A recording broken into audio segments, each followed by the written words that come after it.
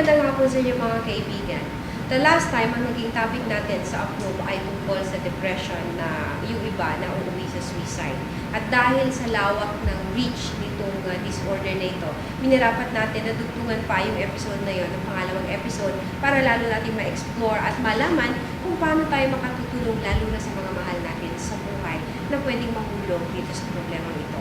Minsan pa kasama natin si Dr. Eleanor Lacuna Ronquillo, isa pong psychiatrist at nagkiklinik siya sa The Medical City. Doktora, welcome back! Yes. Yung uling kwentuhan namin ni Doktora about depression, Now, we would like to explore ang depression, may mga levels yan. Para ba yung education na yung mild, pwedeng mag-graduate sa medyo mas malalim? May ganun ba, Doktora? As a disorder, merong mild depression, pero mas prolonged. Para bang in a week, 3 to 4 days kang depressed, tapos may 2 days na okay naman. Subulit na naman yun. Merong ganung minor depression na medyo matagal, mga 2 years yan, bago 2 years?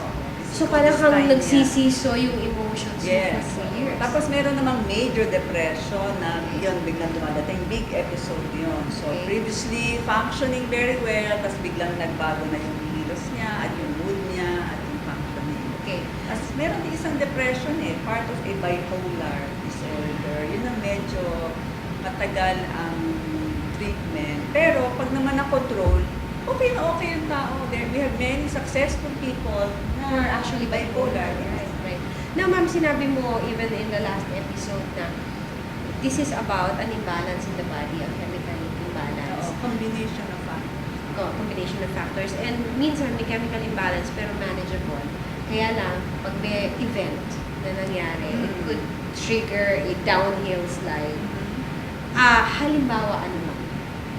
Pinaka-common na triggers, especially for suicide, love life. Ayan na. Nabigo sa pag-ibig. Okay. By statistics, yan ang pinaka-common triggers. Suicide. Suicide. So, yung mga nabibigo sa pag-ibig, yun talaga yung... Ang impression nangyayari pag may loss, there is a loss. So, if the loss is a person, yun ang biggest loss. Pero may mga ibang losses, di ba? Yung kanilang reputation, yung kanilang job, yung kanilang respect, yung kanilang... O kahit sa exam lang, o yung honor. Yes, so yung success, yung honor, gano'n. So maraming ibang losses. Pero the biggest loss, yung loved one, is the most common trigger. So yung either namatayan or yung nasawi sa pag-ibig. Baka pinagpalit sa iba o iniwanan siya. Alright. Now, sakit. Yes, ma'am. Kanina binanggit mo yung tungkol sa bipolar. Dito sa kaso naman ng bipolar disorder, ang depression ay symptom ng bipolar? Or is it a component? A component. Okay. Kasi yung bipolar, meron siyang ups na hyperactive, masaya, ecstatic, angry, Creative, or galit. ang daming plano.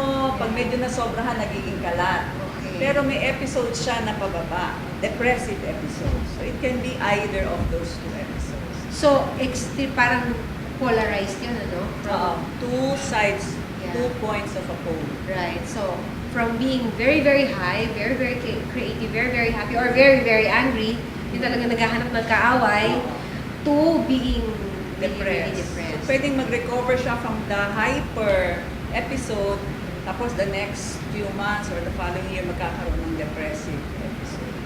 At itong ganitong condition is treated chemically. They need to maintain on a mood stabilizer for a long, long time. Okay. Yes. If it's controlled, no problem. You can go to work, get married, have a job. Fine. Controlled naman kasi siya. Nako-control, yes. Kaya nga marami tayong successful. Right, the bipolar. And some of them, because, they are able to harness their highs, nagiging sobrang creative, sobrang dynamic. Mga artists. So, yung weakness na transform into a strength because na control. At ito yung nagagawa ng consultation sa mga experts na katulad mo. Yun. Kasi ikaw ang makakakita ng Yes. Right. Okay. Puntahan natin uli yung the dark side of the moon, which is the suicide. A normal thinking person would not be able to even imagine death upon himself, Iniiwasan nga yan, kaya nag-iingat, yung seatbelt, yung gabi. Pero for a suicidal person, what pushes a person to that level na he considers ending his own life? So, pag meron ng events na nangyari sa taong to and the person feels hopeless, yan, yung mga depressive features, hopeless, worthless, helpless, tas may feeling of I'm trapped, I have no way out. Ganun. Pag wala na siyang nakikita ng ganun, Parang cornered na siya. Cornered, di na niya nakikita kung paano makakaalis sa sitwasyon na yan. They will just think of ending their life. Ganun. Yun na yung solusyon sa For them, For yes. them, It's a yes. valid solution. Okay. Now, during the last episode and even a few moments ago, you enumerated The three requirements. The three requirements for suicide suicide to happen. Okay. Isa-isahin nga natin ulit, Doctora. What's number one? One is an intense psychological pain or psych ache. Psych An aches. aching, tormenting pain inside. So, yan yung pwedeng extreme na walang self-confidence or So, yung nangyari, ganun yung loss, nararamdaman nila. Yes. Halimbawa, iniwan nga ng boyfriend. boyfriend. Okay. The pain is so intense. Right. Okay. Yung number two. Number two is a method. Nakaisip siya ng paraan at yung paraan kayang-kayang gawin. Feasible na Kaya nga, handyan. the gun is the most common, at least in the US, because they can buy it very easily, diba? It only takes a few minutes. If they own one, pupunin lang yon, tapos na. Pero sa Philippines, mas common dito yung hanging, kasi hindi naman maraming tao may baril talaga in their household. So the easiest way dito, hanging, whether rope, kumot, gano'n, pali. So yung method yon. Right. And the last is the enough strength to do it. Yung iba kahit hawak-hawak na nila yung baril, hindi nila tutuloy, di ba? Kasi may naisip silang, naisip yung anak, naisip yung na they did not have enough guts to do it. Alright. So, dun sa tatlong requirements na yun for suicide to prosper, in any one of those Points. points, you can be intervene. Yun, Yes. ang gusto So, nating sabihin you doon. can intervene. Right. So, doon sa number one, pag may psych ache, psychological ache, pag nakikita na natin na suffering yung mahal natin sa buhay, we take notice na. Oo, tutulungan, kakausapin, sasamahan, Right. kung anong pwedeng gawin ng family member, dadamayan. Hindi natin pwedeng sisihin kung may nangyari, be-blame pa natin yung tao that will drive the person. You said something very wise kanina. Sabi mo pagka-psychological ache. Just the ability to talk to somebody, nababawasan siya. Oo, basta yung iba kasi they don't like to see anyone, ayaw din nila makipag-usap. Pero kung ikaw yung family member, basta't nandun ka, Right. huwag mo siyang iwanan and make the person feel you are there to help him. Hindi there to judge, Right. to blame, to scold. Basta be there all throughout. The worst thing daw kasi for a person who's depressed or considering suicide is To be left alone. To be So, left. kinakailangan doon ka lang. Kahit ayaw niya pa magsalita, doon ka lang. Sa Philippines, ang Yes. most common time na nagagawa yung suicide is in the morning. Kala nyo gabi, no? Pero in the morning. Why? Because everybody's out eh. In the office, they're at school. Kaya the person who has contemplated on it is successful sa umaga. Kung kailang wala na yung tao. Kaya hindi talaga dapat maiwanan. Exactly. Tapos doon pumapasok doon yung opportunity, yung means, no?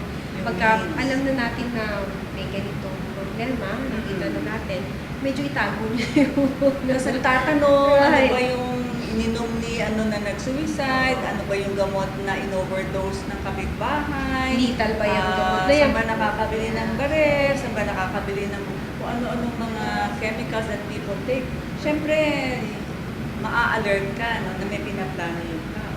Right. Okay, at yung number 3, yung pag Enough nakikita na natin strength. nag-iinom na yung tao, Oo. medyo bantayan na Hindi natin. dapat. Yeah. Hindi dapat. And we reiterate, alcohol is not the answer to your problems. It may even Or even other drugs. Right, okay. Siguro, Doktora, ulitin natin yung panawagan natin sa mga kababayan natin para mas maging aware. Because like I said no, in the previous episode, awareness is our strongest tool against this. Para dun sa huwag na sila maging in denial because most of our kababayans kasi minsan in denial eh. So coming from an expert like you, please, Para sa mga nanonood, Pag meron kayong nararamdaman na nag-change yung mood ninyo, you feel down and low, at ito ay nagtatagal, kailangan humanap ng tulong, makipag-usap. So, wala kasing tao exempted sa depression. Maaring mangyari yan sa ating lahat. Ngayon, kung meron naman kayo napapansin sa mga kamag-anak, sa kapatid, sa kaopisina, sa ating children, kailangan din natin maging aware instead of denying na hindi yan. Kailangan natin maging immediate, mabilis, ipa-evaluate kagad para magamot. Because it can lead to suicide. Dito pumapasok, Doktora, yung you really become the lifeline of these people. Because when they go there, mahirap silang umangon. So tayo yung pwedeng makatulong sa kanila. Right. Marami din naman therapists out there who can help. Very well said, mga kaibigan. You have it from Dr. Eleanor Lacuna Ronquillo. Isa po siyang psychiatrist and she practices at the Medical City. Hanapin niyo po lamang siya. And she's also, of course, one of the movers and doers of the Natasha Goulbourn Foundation. Maraming salamat sa iyo, Thank you. Huwag kang magsasawa. Hindi. Okay. Magbabalik pa rin po ang APRUB.